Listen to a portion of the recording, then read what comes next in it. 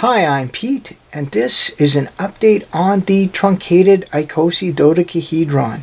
I assembled this puzzle a little while ago, and at the end of that video I wasn't sure if I was going to use factory stickers or go for custom stickers. And as you can see here, I have custom stickers. I've been working with Chewie's custom stickers, and I have to say I'm really happy with these. This is a daunting sticker order. There are 62 faces on this puzzle and 3 different face types, so there are a lot of stickers. What I decided to get was for the 12 decagons, just go with the standard Megamix colors, standard 12 Megamix colors to make things straightforward, so that's what I got there. For the 20 hexagons, what I asked for was shades related to the 12 Megamix colors plus metallic colors as well, and that's exactly what I got here. We have all the different shades of the standard Megamix colors plus some very nice metallic stickers, different types here. So and that'll take care of the 20 hexagons. And then finally, and I'm really excited about this, there are 30 rectangular faces on this puzzle.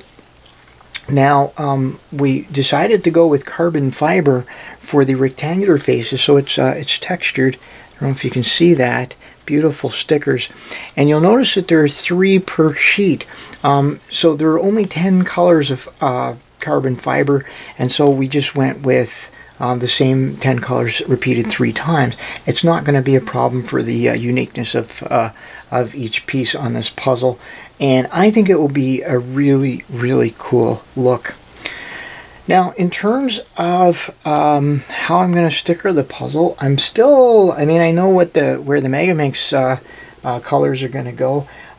The inspiration that I'm using to sticker this puzzle is from the Diane Gem 6, and this was actually a suggestion from my online friend Kevin.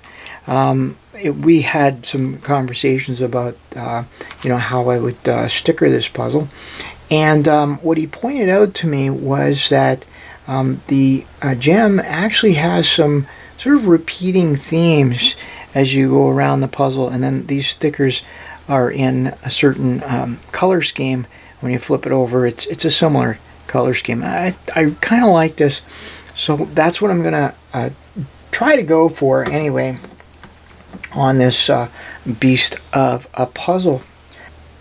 Okay, now it's time for me to go off and sticker my Truncated Icosidodecahedron. I'm going to show you a little bit of the process, but mainly I'm just going to zip through that and show you the final result.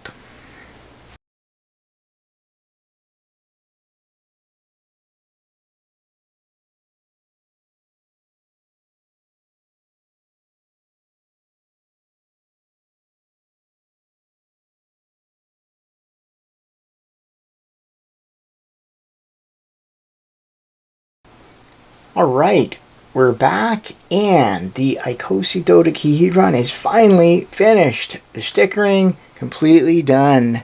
So I went with Chewie's custom stickers. I'm glad I did. There's quite a few left over, and the stickers are absolutely beautiful, as you can see on the puzzle. This was a big job. There's 62 faces on this puzzle, so there was a lot of stickering, a lot of work putting this together, making sure that all of the 2 color edges were unique, and try and make it look good at the same time. I'm really happy with this. I guess I'm going to take a few photos, and then I'm going to be scrambling this up. So that's the very next thing. Alright, well that's it for this update, the stickering of the Icosidodecahedron. As always, I appreciate your comments, your questions, your suggestions, so let me know what you think in the comments. Is stickering big puzzles for you, or would you rather just buy one that's already pre-stickered? Alright, let me know what you think, and until next time, thanks for watching. Okay, hey, let's get this thing scrambled up. Now, as I'm scrambling this, I'm sort of reminded a little bit of the old Tut Minx. Some of the faces can only turn 180 degrees. I know these rectangular faces. These ones, I think they can. No, they have to do. It's 2 steps basically for the 10-sided faces, the decagons, and then the hex faces. They also have to basically turn. They have basically it's 2 steps. So yeah, it's just getting it scrambled is a little bit of an effort here, but it's going to be really, really cool. Now, one of the things about the old Tut Minx was that you could do stuff like this. Actually, this does let you do it a little bit. I don't want to find out what happens when you when you sort of jumble it, or basically when you turn faces that don't into each other, that don't belong. Yeah, so yeah, it does look like it sort of allows it, but it's not really good. Anyway, certainly don't want to push the envelope here, at least not in that way. So yeah, I have no idea how long it's going to take me to solve this. I can say that having the all of the 2-color pieces unique will help it avoid some issues at the end with parodies and stuff. Okay, I just turned that 180 degrees. I don't know what I've done there. So, and it's a shallow cut puzzle. So, in terms of solving difficulty, I don't expect it to be too super difficult. That's really freaky because I seem to have just turned that whole thing 180 degrees. I guess I seem to, yeah, I've turned it full turn somehow. Yeah, so the turning on this is really really nice. I know some people have said that the faces are maybe a little loose or something. So far I haven't really noticed that. I gotta turn some of these hex faces as well. Yeah, so I don't expect it to be. It'll be an interesting solve. Probably not super difficult solve, just because it's a shallow cut puzzle. But there's certainly enough pieces. Finding the pieces I'm looking for will be certainly a challenge right at the beginning. And getting a good scramble too is also sort of part of it. Whoa, okay, I gotta really be careful here. I don't want to. Yeah, okay, I think I didn't have it turned properly. So there's an example of this. So if I wanted to move that chunk, I'd have to move it to a hex face. There we go. Okay, and then what I can do is just kind of put that back, and there we go. So what I'm doing here is I'm really distributing these chunks. So what I have here then is a full edge. So if I want to break up that edge, I have to turn the adjacent quadrilateral pieces. Okay, now we got it. Okay, so and that'll kind of break all of that up. Yeah, I think it could take a while to get a good scramble here from the looks of things. Yeah, so this is the sort of thing, because it's a relatively straightforward puzzle and you just solve it from one face and you just kind of make progress in layers. At least that's the way I would do it. It could be a very relaxing puzzle, kind of come home after work and do a couple of layers, and then you can put it down and pick it right back up the next day. That's why I like this type of puzzle.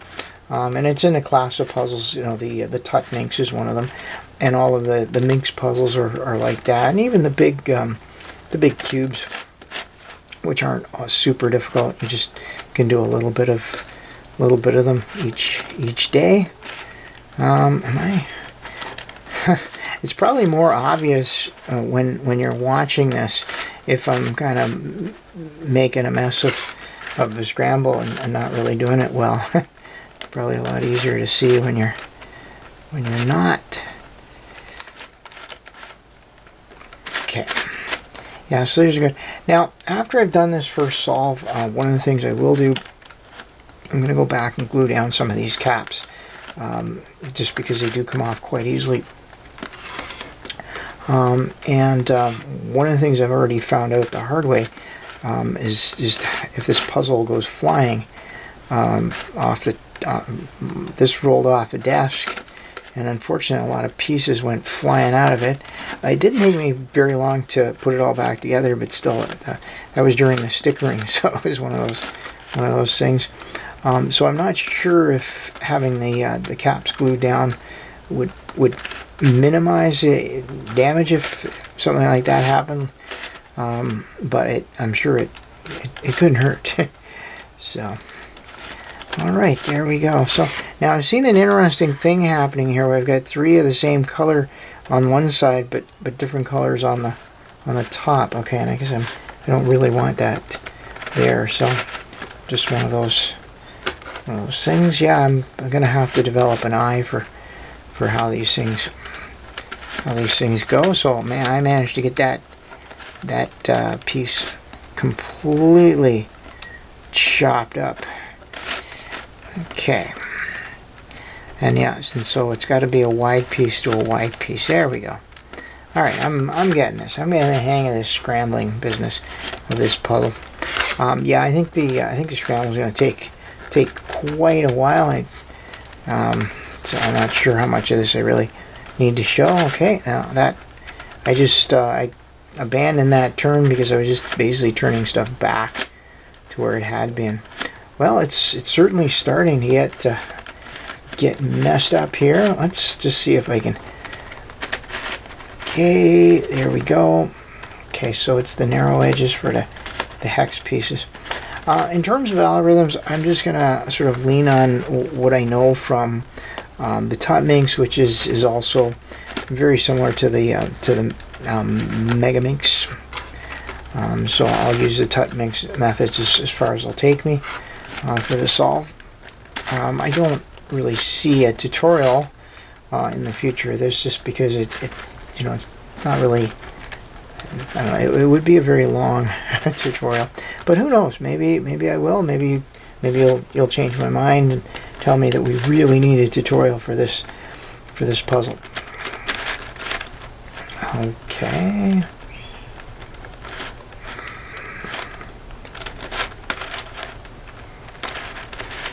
Okay, this is really fun, moving all these pieces around. I love the texture of these. Okay, now I just want to make sure I got this here. No, that's not. Yeah, I almost turned the wrong pieces on there.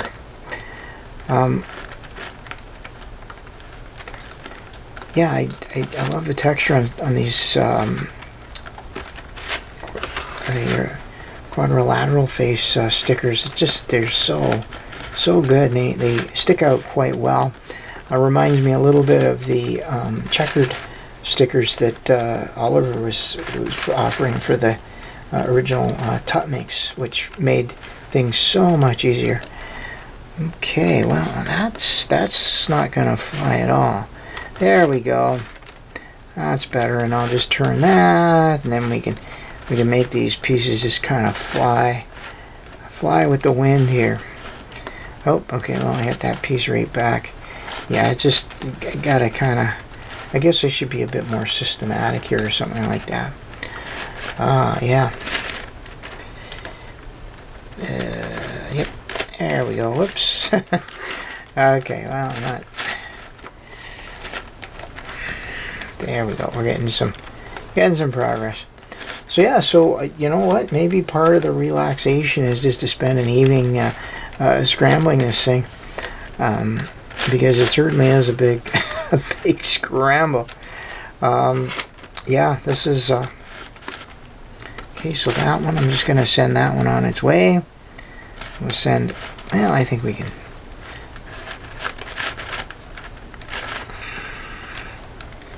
All right, so it's that's I'm learning how all this stuff works here. There we are. Okay. So one of the things that might cause problems I can sort of see is if faces get moved as I'm manipulating the puzzle. So, but I don't see that as being a huge problem, even if it did happen. Okay, there we are. Right, now this is, whoops, okay, that's, okay. Oh, okay, so even though it looks like a similar color, I can actually see the textures quite different, so nice indeed. Okay, well, we don't want that. Yeah, so maybe sometimes they'll move just a little bit.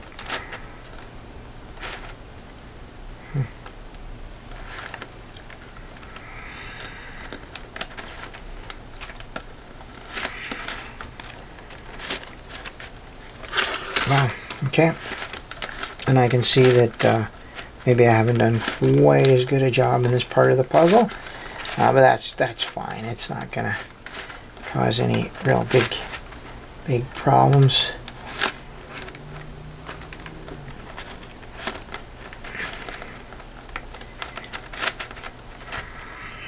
Okay, well, I don't want to do that. You know what? Let's just bring us these big faces can really move stuff a long distance very quickly. Kind of like that. Yeah, there we are. That's what I'm trying to do here.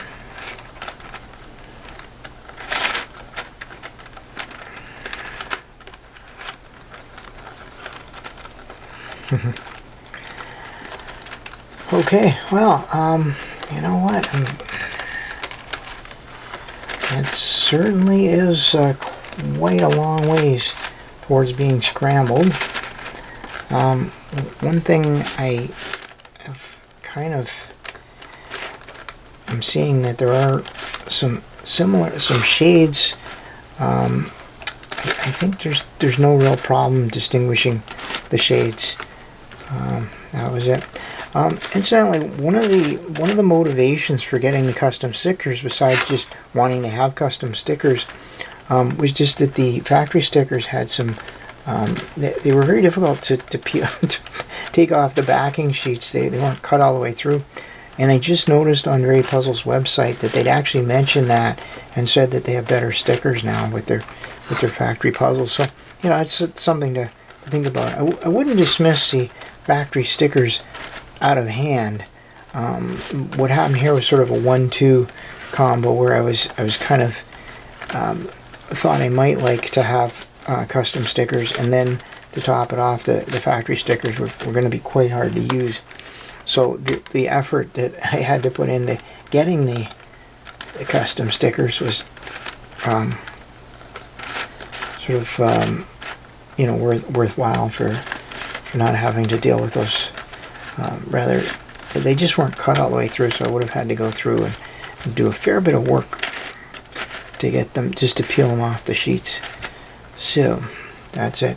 Generally speaking, I haven't had any real complaints with VeryPuzzle's factory stickers, other than the fact that maybe they're a lot of very similar shades. That was the main. Okay, I think I just may have accidentally built that. No, I guess not. It's the same color on top, but it's quite a different color there. All right. Well, you know what? I think we'll call that scrambled. There may be some more scrambling I could do on this, but I'm certainly happy with the way that's looking right now. See if I can find the faces I started with. There's my green. There's my white. Oh, I think I have my blue out front. Okay. That's the one I haven't really scrambled much. All right, let's just scramble that one up, and then we'll call it good. Yeah, wow, I really sort of been remiss here in this part of the puzzle. Yipes! All right, not. There we go. Getting some good mix up of pieces here, and. Yeah, I'm really thrilled to have this puzzle. It's, you know, this is a lot of work if you think about, you know, where we started with a rather large bag of parts. You know, a lot of effort has gone into this, but and you know, when you take on these projects, you know they're going to take a while, but that's the fun of it. You know, you sort of see it through, and then at the end you got a very nice puzzle to play with. Okay, well, you know what? I think this is it's easy to get obsessive with something like this. I think this is fine. This is certainly a good scramble, good place to start. And yeah, wow, I'm really happy with this. So I'm going to call that scramble. This is the VeryPuzzle Truncated Icosidodecahedron, all scrambled up, all ready for me to solve. And all right, I'm out of here.